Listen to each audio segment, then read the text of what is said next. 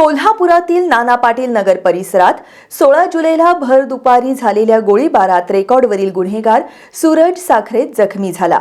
दरम्यान आज साखरे यांनी खाजगी रुग्णालयातच माध्यमांशी संवाद साधला। यावेळी गणेश खाडे आणि त्यांच्या कुटुंबियांपासून आपणास आणि आपल्या कुटुंबियांच्या जीवास धोका असून पोलीस प्रशासनाने आम्हाला पोलीस संरक्षण द्यावं अशी मागणी सूरज साखरे यांनी केली आहे। मोक्का कारवाईतील जामिनावर बाहेर असलेल्या आणि भाजपाचा कार्यकर्ता म्हणून वावरणारा सूरज साखरे याच्या नवीन कार्यालयाचं काम नाना पाटील नगर परिसरात सुरू आहे। 16 जुलैला दुपारी सूरज साखरे आपल्या अन्य 2 सहकाऱ्यांसोबत नाना पाटील नगर परिसरातील कार्यालयाचं काम पाहण्यासाठी गेला होता। यावेळी दुचाकीवरून आलेल्या दोघांनी साखरे याच्यावर गोळीबार केला होता। या गोळीबारात गंभीर जखमी झालेल्या सूरज साखरे याच्यावर गेल्या 15 दिवसांपासून एका खासगी रुग्णालयात उपचार सुरू आहेत।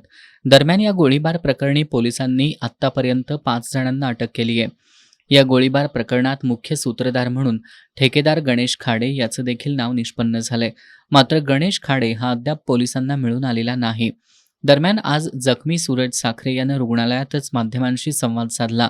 संशयित ठेकेदार गणेश खाडे यानं देवघर पाणंद परिसरात केलेल्या रस्त्याच्या कामासंदर्भात आपण तक्रार करून आंदोलन छेडलं होतं।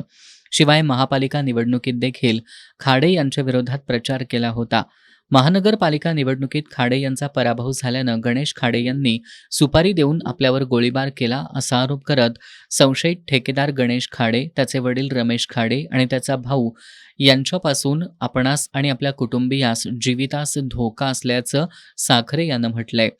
त्यामुळे पोलिसांनी आपल्याला आणि आपल्या कुटुंबियांना पोलीस संरक्षण द्यावं अशी मागणी सूरज साखरेनं केली आहे।